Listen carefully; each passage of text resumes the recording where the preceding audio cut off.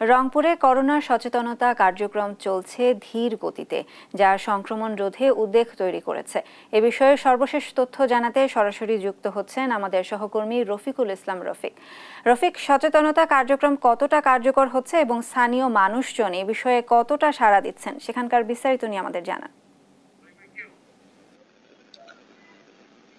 হ্যাঁ, ধন্যবাদ আপনাকে। আপনি জানেন যে সারা দেশে করোনার যে প্রকোপ সেটি শুরু হয়েছে। একটি ভালো খবর হচ্ছে যে দেশের অন্যান্য প্রান্তে এই করোনার প্রকোপ দেখা দিলেও রংপুরে এখন পর্যন্ত সেটি আমরা লক্ষ্য করিনি। তবে এ নিয়ে সরকারের কি প্রস্তুতি রয়েছে, যদি করোনার প্রকোপ শুরু হয় সরকারের কি প্রস্তুতি রয়েছে, এ নিয়ে আজকে আমরা যুক্ত করতে চাই রংপুর সিভিল সার্জন জনাব শাহিন সুলতানাকে। আমরা তার কাছে যেতে চাই যে সরকারের কি প্রস্তুতি রয়েছে, এই যদি করোনার প্রকোপ বেড়ে যায় তখন সরকারের কি প্রস্তুতি রয়েছে।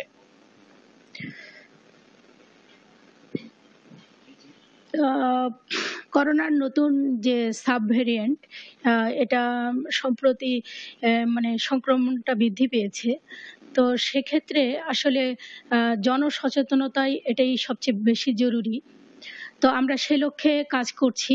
আমার অফিস থেকেও আমি যখন যেখানে যাচ্ছি এ বিষয়ে কথা বলছি এবং আমার অফিসের বিভিন্ন স্তরের যে স্বাস্থ্য শিক্ষা, ওনারাও এসব ব্যাপারে জনসচেতনতা বৃদ্ধির লক্ষ্যে কাজ করছে।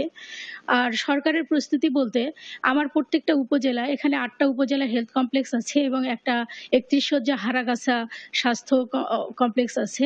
এগুলো সবগুলোতেই নির্দেশনা দেওয়া আছে যে আইসোলেশন বেড রেডি রাখার জন্য, এবং সেটা করা হয়েছে। রোগী আসা মাত্র আমরা মানে এরকম সাইন সিমটম নিয়ে যদি রোগী আসে, করোনার সাইন সিমটম নিয়ে আমরা চিকিৎসা দিব। এসব প্রস্তুতি আমাদের আছে। তবে এখন পর্যন্ত রংপুরে আমার কোনো উপজেলায় এরকম রোগী ভর্তি নেই।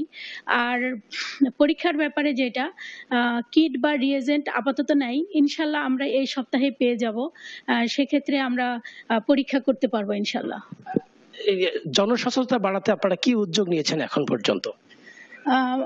আমরা বিভিন্ন জায়গায় মাস্ক বিতরণ করছি এবং আমার যে স্বাস্থ্য শিক্ষা অফিসার কিংবা আমি মিলে বিভিন্ন ফোরামে মিটিংয়ে এগুলো নিয়ে কথা বলছি। যেমন সবাই যেন মাস্ক ব্যবহার করে, বারবার হাত পরিষ্কার করে, হাত সাবান দিয়ে ধোয়, এবং কি ওই যে হাসি কাশির সময় রুমাল ব্যবহার করবে কিংবা কাপড় ব্যবহার করবে, এবং অপরিষ্কার হাত নাক বা চোখ কিংবা মুখে দিবে না। এরকম ভাবেই আমরা এসব কথা বলছি, যাতে মানুষের মধ্যে মানুষ আতঙ্কিত না হয়ে মানুষ সচেতন হয়। তাহলেই আমরা এটা করোনা সুন্দরভাবে মোকাবিলা করতে পারবো ইনশাল্লাহ।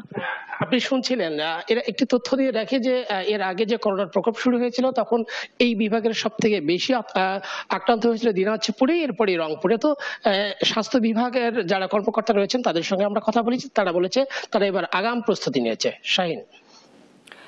ধন্যবাদ রফিক আপনাকে। রংপুর থেকে করোনা সচেতনতা কার্যক্রম পরিস্থিতির বিস্তারিত নিয়ে জানাচ্ছিলেন আমাদের সহকর্মী রফিক।